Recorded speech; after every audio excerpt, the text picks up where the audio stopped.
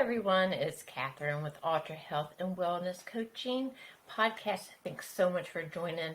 So today's episode is getting into exercise, and I threw out a few messages for people to DM me or comment on social media. So if you don't follow me on Instagram or Facebook, it's Ultra Health and Wellness, all one word spelled out. So feel free to DM me any questions you may have. We'll do more of these in the future. But just a few, I have a total of 5 questions that some listeners and followers wanted to have answered. So this is today's podcast. And like I said, if you have any questions or you want anything answered, it doesn't have to be about exercise. It can be with your relationship with food. It can be with stress management. It could be exercise. It could questions about following like a low carb lifestyle. Hit me up. I am totally open. And also about hitting me up, if you haven't already taken advantage of your free 30-minute coaching session, be sure to do so. My website is under construction right now, but you can DM me, like I said, on Facebook or Instagram, or you can also email me at 1ultracoach@gmail.com. That's 1 as in the number 1, ultracoach@gmail.com. So we'll dive right on into the questions. And as promised, I told my followers I would leave them anonymous because not everybody wants people to know what they're asking. Totally get that, totally respect it, and I would be the same way. So the first question is, it's a 2-part question, and it's does working out increase appetite? And if so, what is the point of working out? So the answer to the first question about exercise and increase appetite is it's yes and no. So if you're going to do an aerobic activity like running, swimming, biking, walking, that type of thing, that has the tendency to either stimulate your appetite or suppress your appetite. And the reason why your appetite may be suppressed is because your body's like, oh, I need to, hold on to the energy that I have, and it slows your metabolism down for a little bit. And if you are hungry, so the other aspect, if you're hungry after a workout, then it can, it obviously stimulated your appetite because it has used up your glucose stores in your body. So the thing to do with this is that if you are hungry afterwards, the last thing, I must say this again, the last thing you want to do is go for one of those carb-ridden drinks or meals. You don't want to go hit the Waffle House. You don't want to hit the bakery. You don't want to have a smoothie because it's going to spike up your glucose, and then you're going to have the insulin hit.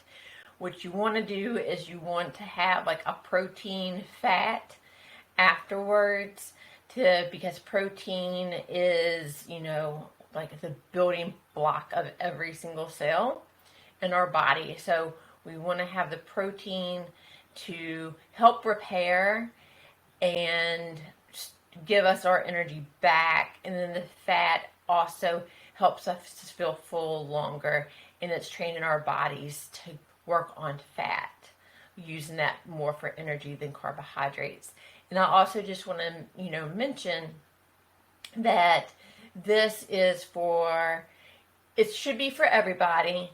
But it's extremely important if you're following the low carb or ketogenic diet. And so our body uses like either glucose for fuel or fat for fuel, right? So if we're always like carbing it up, it's never really going to get to be able to use the fat for fuel. So where a lot of people make the mistake going low carb or with a ketogenic diet is they also do high carb and high fat. And so there's a mismatch there on being able to burn it, because the body is going to use the carbohydrate because it's, easier to break down and use as fuel, where the fat will break down, but it's a slower breakdown, which is why it makes you feel fuller longer.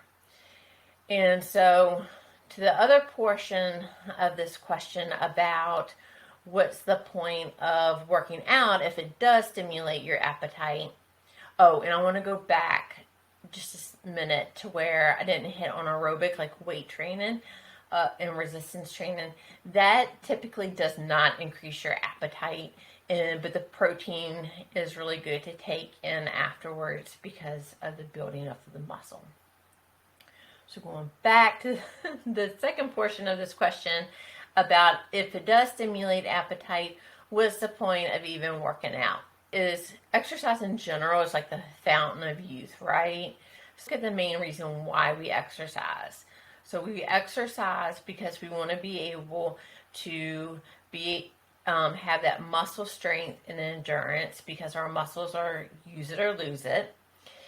And if you don't believe that, then try not to do any kind of weightlifting or lifting heavy stuff for a few weeks, and then go back and try to do something that you used to do. Very easily see the difference. So, and then, exercise makes our muscles more sensitive to insulin, which is great because us females, especially when we get into the menopausal stage, we become more insulin resistant. And, just society in general, we are a nation that is either pre-diabetic, insulin resistant, or already diabetic. So we want to exercise to make our muscles more insulin sensitive, because making our muscles more insulin sensitive will use less amount of insulin to drive like the glucose out of the bloodstream into our muscles for future use. So it reduces the risk of diabetes, and of course, it's really good for our cardiovascular system, helps prevent and delay bone loss and muscle loss, like sarcopenia. That's just something that's going to happen to all of us as we start to get older. And the way to combat it is to work our muscles, continue to build our muscles, and go from there. So that's why we exercise.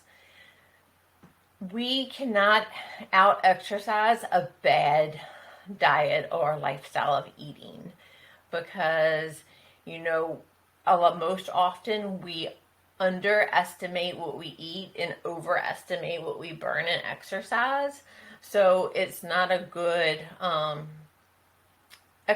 exercise is not a good, so to say, dieting tool, because you can outrun exercise a bad diet. So it's a little extra bonus when you're trying to lose weight, because your muscles are getting with the insulin sensitivity increase.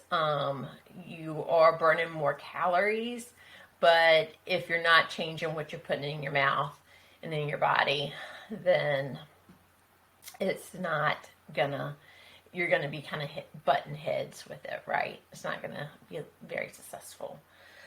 So hopefully, I hope I answered that question. If I didn't answer it, good, DM me for you, and I'm happy to dive deeper. One is help suggestions on getting out there and starting to exercise. So my biggest thing is to make it part of your routine, and it's really important to find something that you like. I've mentioned a bunch of times that I'm a runner and that's what I like to do, but not everybody is a runner, and I totally get it. Like, I wasn't a runner 20 years ago. 15 years ago, I wasn't even a runner. So, find something that you enjoy. I mean, it could be something that's like casual walking, increase your pace to where you're like feeling some exertion, and just sometimes you might have to just play around with it. Like I said, weightlifting, I think everybody should do just to keep like that muscle built up. But you don't have to spend like hours a day in the gym to get out there and do it.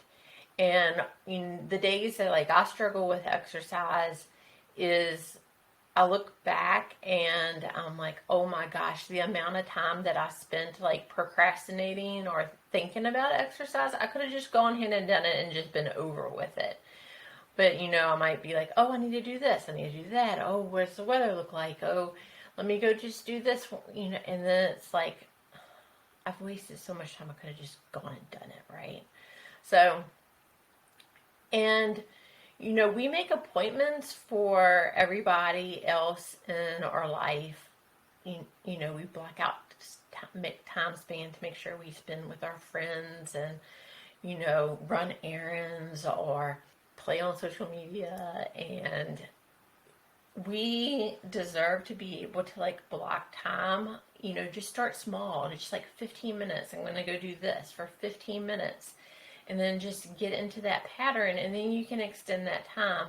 A lot of times what we end up doing is like we want to jump from A to Z without working through the steps, and we end up getting burned out. And so that doesn't help us in the long run, and kind of puts a bad taste in our mouth about exercise. So start small, find it in your schedule. I am like, when it works best for you. I am a morning person, so trying to get me to do something in the afternoon is like pulling teeth. So I arrange my day to be able to make sure I get my workout in, because the time that we own our time from like before we start work until and then the time after work, we own that time. So we need to like have that empowerment to make it to where we make the time for ourselves, do the things that we want and need to do, and go from there. And I saw this quote the other day that it just really resonated, with me being a health coach, is that if we don't make time for exercise now, then we need to make time for the disease later. Or something along that terms. It was really like, oh yeah, well, it does make a lot of sense, because, we're going to get old and frail, and, like I said, like diabetes, high blood pressure, and like that type of thing. Like exercise helps prevent and delay those things. So making time for it, just start small. Look at the weather. If the weather is like, if you're like sensitive to cold or hot, like try to go like during like a more of a sweet spot if you can. Also, like if you're at work and you have a 30-minute lunch break, and instead of like after you eat your meal, instead of sitting there and just kind of like killing time waiting for it, just kind of bored, hit the steps at your facility, or go outside and walk, or find something to some kind of movement to do to keep to gain that little bit of extra. And I just can't emphasize enough, just start small. Just because you go to the gym doesn't, and you see a lot of other people just totally crushing it there, for one, you don't know how long that they've been there doing it, as an amount of like years. I mean, this could be like just part of their daily routine that they've had for like the past 15 years or plus. So don't compare yourself to them. Just compare yourself to how you were yesterday. So I hope that it helps. And then there's also concern about like with weights, about women fearing to look too muscular, right? I totally get that. I used to like avoid weights because For a woman, I have the broad shoulders. You can probably see them. So I have the broad shoulders, and I'm not as curvy as a lot of other women. So I always had like this, this fear that I looked very manly. And the last thing I wanted to do was to lift weights because I figured, like I would look like a he-woman, so to say.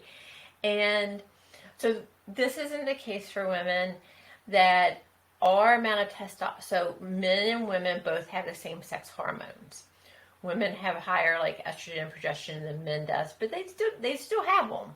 And just like women have testosterone, just like a man does.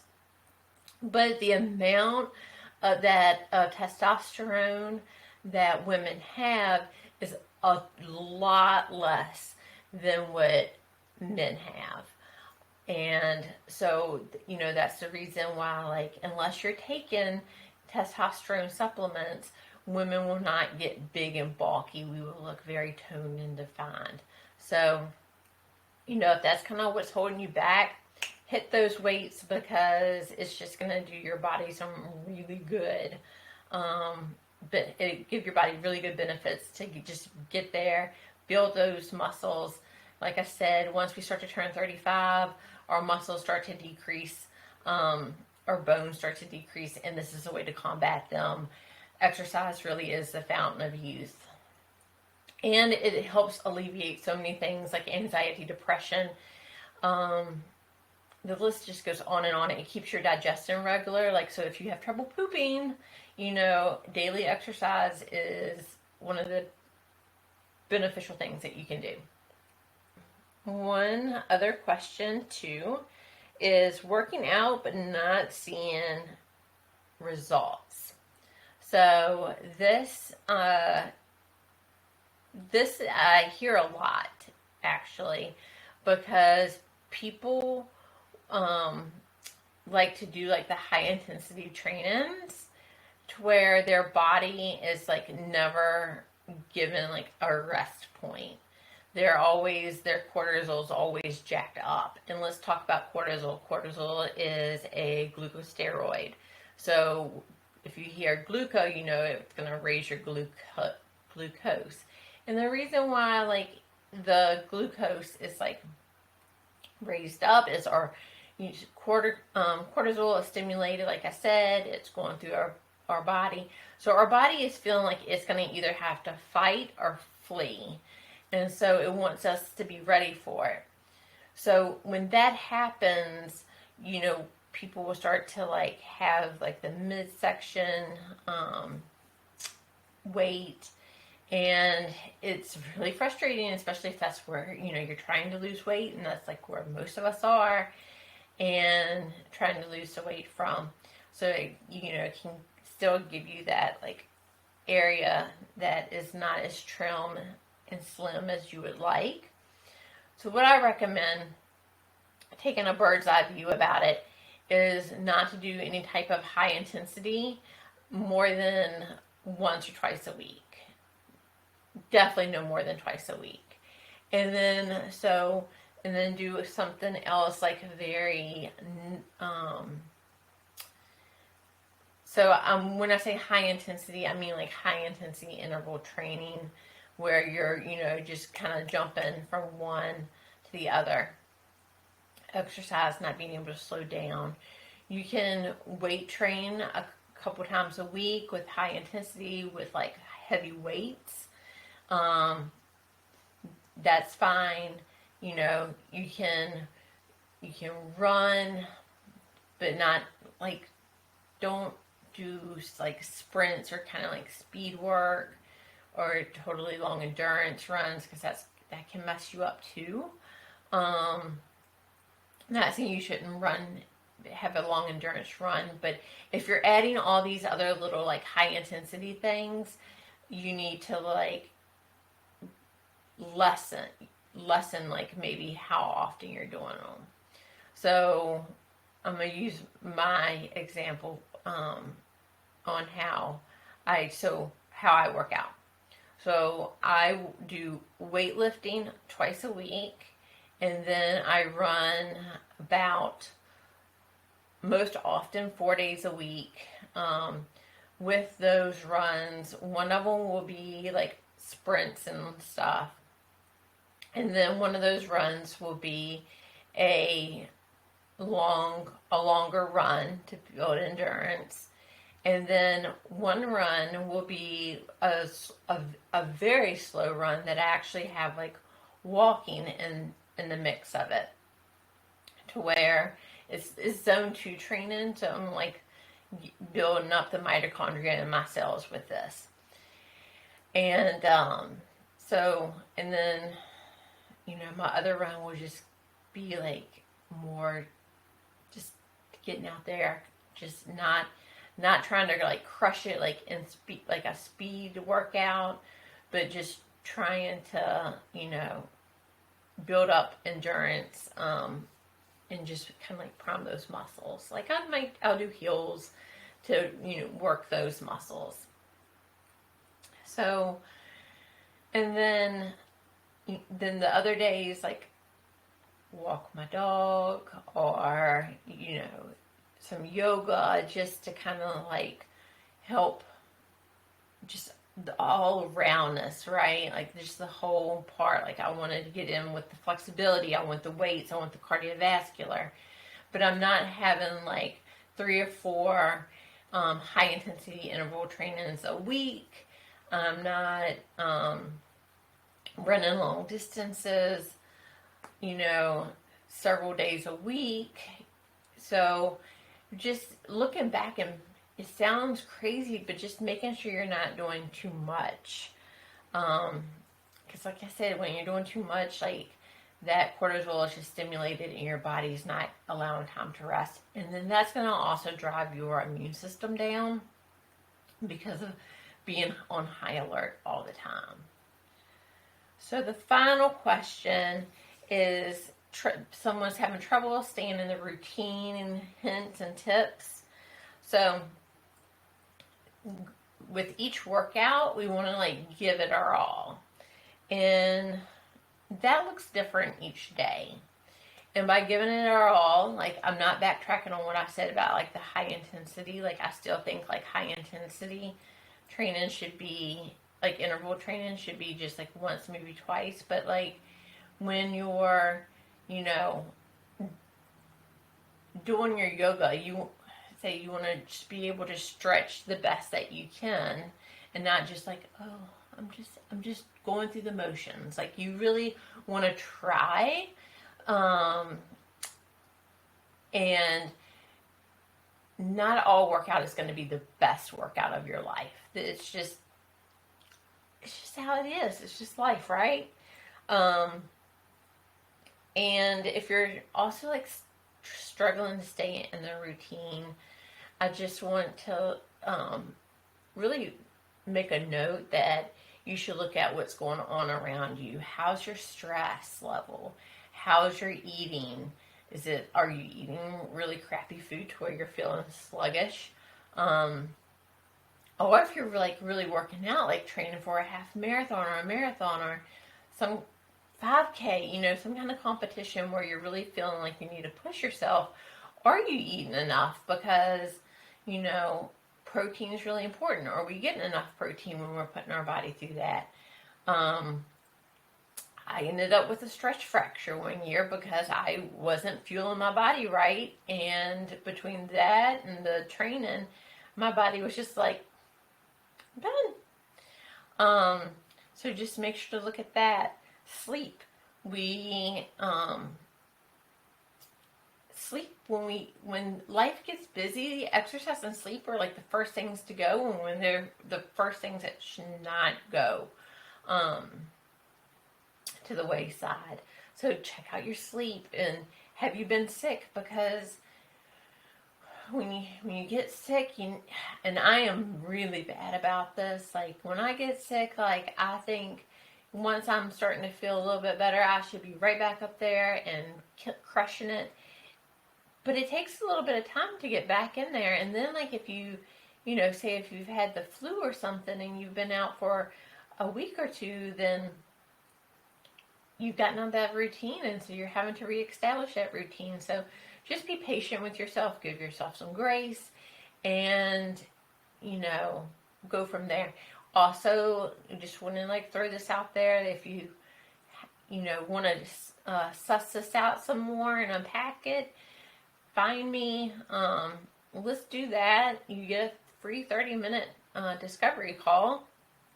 Take advantage of it. All right, so if you want to find me, Instagram, Facebook, Ultra Health and Wellness.